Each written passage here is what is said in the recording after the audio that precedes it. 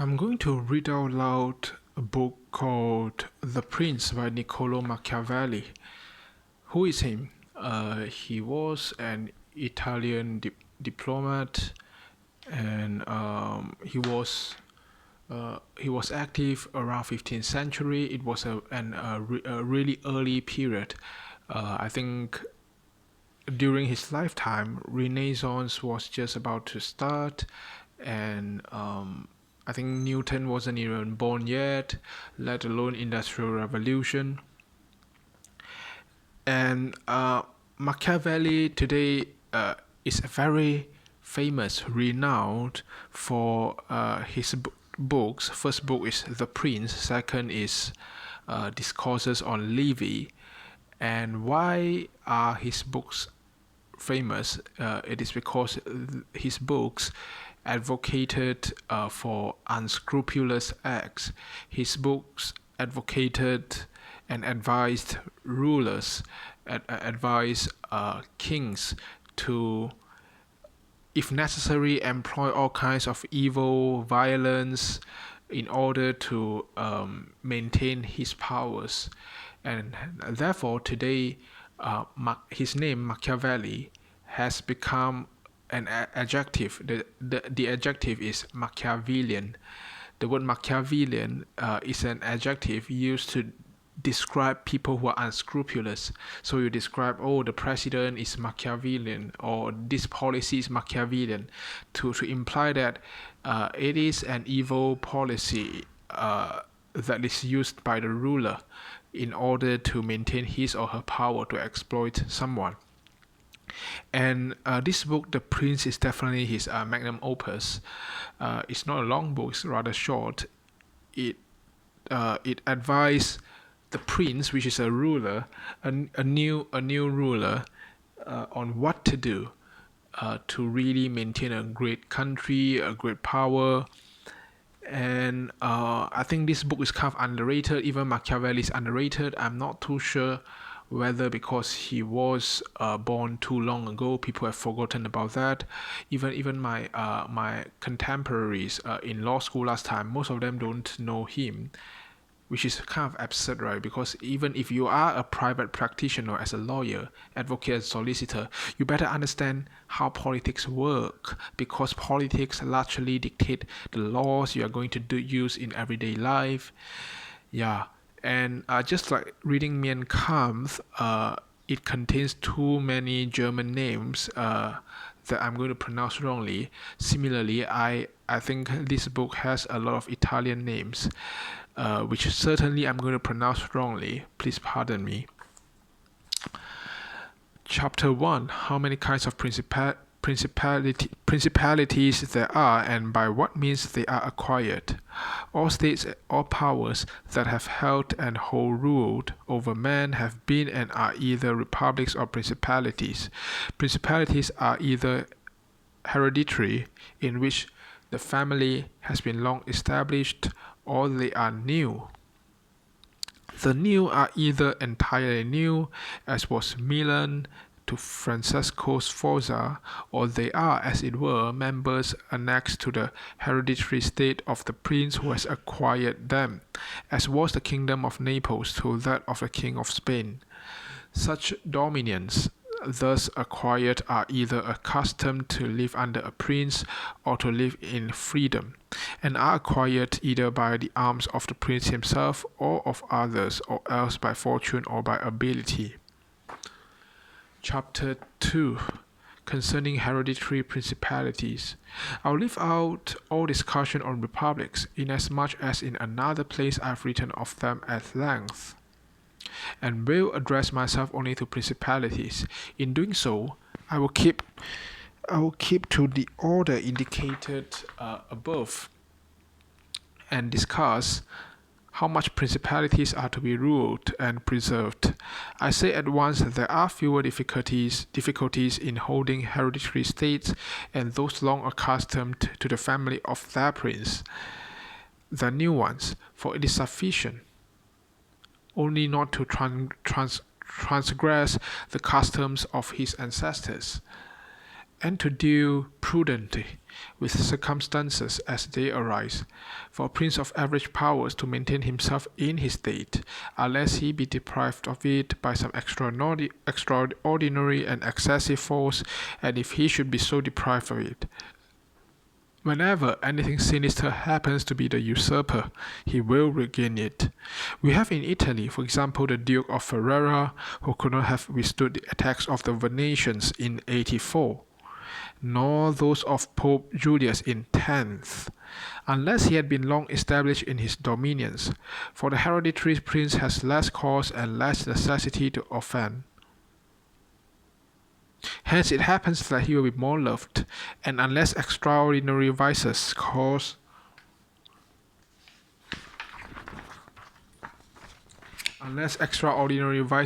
him to be hated, it is reasonable to expect that his subjects will be naturally well disposed towards him, and in the antiquity and duration of his rule, the memories and motives that make for change are lost. For one change always leaves the toothing for another. Chapter 3, concerning mixed principalities. But the difficulties occur in a new principality, and firstly, if it be not entirely new, but is, as it were, a member of a state which taken collectively may be called composite, the changes arise chiefly from an inherent difficulty which there is in all new principalities. For men change their rulers willingly, hoping to better themselves, and this hope induces them to take up arms against him who rules, wherein they are deceived, because they afterwards find by experience they have gone from bad to worse. This follows also on another natural and common necessity, which always causes a new prince to burden those who have submitted to him with his soldiery and with infinite other hardships which he must put upon his new acquisition.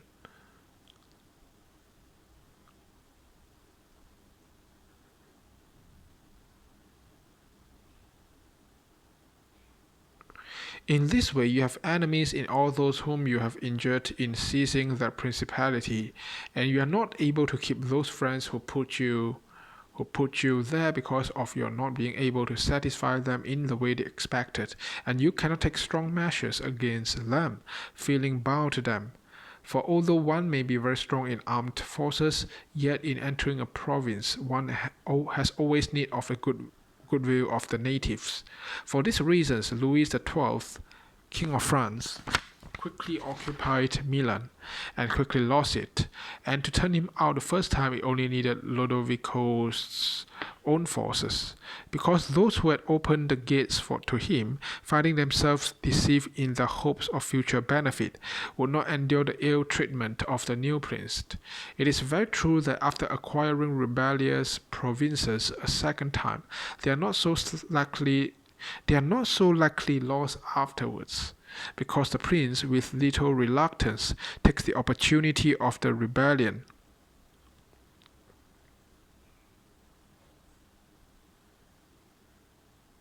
to punish the delinquents, to clear out the suspects, and to strengthen himself in the weakest places. Thus, to cause France to lose Milan the first time, it was enough for Duke Ludovico to raise insurrections on the borders, but to cause him to lose it a second time, it was necessary to bring the whole world against him, and that his armies should be defeated and driven out of Italy, which followed from the causes above mentioned. Duke Ludovico was Ludovico Moro, a son of Francesco Sforza, who married Beatrice d'Este. He ruled over Milan from 1494 to 1500 and died in 1510. Nevertheless, Milan was taken from France both the first and second time. The general reasons for the first have been discussed. It remains to name those for the second, and to see what resources he had and what anyone in his situation would have had for maintaining himself more securely in his acquisition than did the King of France. Now I say that those dominions which, when acquired, are added to an ancient state by him who acquires them, are, are either of the same country and language or they are not. When they are, it is easier to hold them, especially when they have not been accustomed to self-government. And to hold them securely, it is enough to have destroyed the family of the prince who was ruling them. Because the two peoples, preserving in other things the old conditions and not being unlike in customs, will live quietly together as one has seen in Brittany, Burgundy, Gascony, and Normandy, which have been bound to France for so long a time. And although there may be some difference in language, nevertheless the customs are alike, and people will easily be able to get on amongst themselves. He who has annexed them, if he wishes to hold them, has only to bear in mind two considerations. The one, that the family of the former lord is extinguished. The other, that neither the laws nor the taxes are altered, so that in a very short time they will become entirely one body with the old principality. But when states are acquired in a country differing in language, customs, or laws, there are difficulties, and good fortune and great energy are needed to hold them. And one of the greatest and most real helps would be that he who has acquired them should go and reside there. This would make his position more secure and durable, as it has made that of the Turk in Greece, who, notwithstanding all the other measures taken by him for holding that state, if he had not settled there, would not have been able to keep it. Because if one is on the spot, disorders are seen as they spring up, and one can quickly remedy them. But if one is not at hand, they are heard of only. When they are great, then one can no longer remedy them. Besides this, the country is not pillaged by your officials.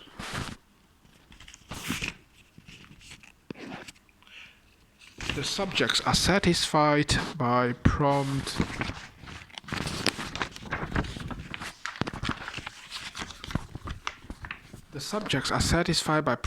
recourse to the prince. Thus, wishing to be good, they have more cause to love him, and wishing to be otherwise, they to fear him. He who would attack that state from the outside must have the utmost caution. As long as the prince resides there, it can only be wrested from him with the greatest difficulty. The other and better course is to send colonies to one or two places, which may be as keys to that state, for it is necessary to either to do this or else to keep there a great number of cavalry and infantry. A prince does not spend much on colonies, for with little or no expense he can send them out and keep them there. And he offends a minority only of the citizens from whom he takes lands and houses to give them to the new inhabitants. And those whom he offends, remaining poor and scattered, are never able to injure him, whilst the rest, being uninjured, are easily kept quiet, and at the same time are anxious not to err for fear it should happen to them as it has to those who have been despoiled. In conclusion, I say that these colonies are not costly, they are more faithful, they injure less, and the injured, as has been said, being poor and scattered, cannot hurt. Upon this, one has to remark that men ought either to be well treated or crushed, because they can avenge themselves of lighter injuries, of more serious ones they cannot. Therefore, the injury that is to be done to a man ought to be of such a kind that one does not stand in fear of revenge. But in maintaining armed men there in place of colonies, one spends much more. Okay, I'll stop here and continue another day. I think it is quite difficult to understand because I have to really understand 14th century geography and history regarding France, the country nearby, Italy. Okay, I'll stop here and see you. Goodbye.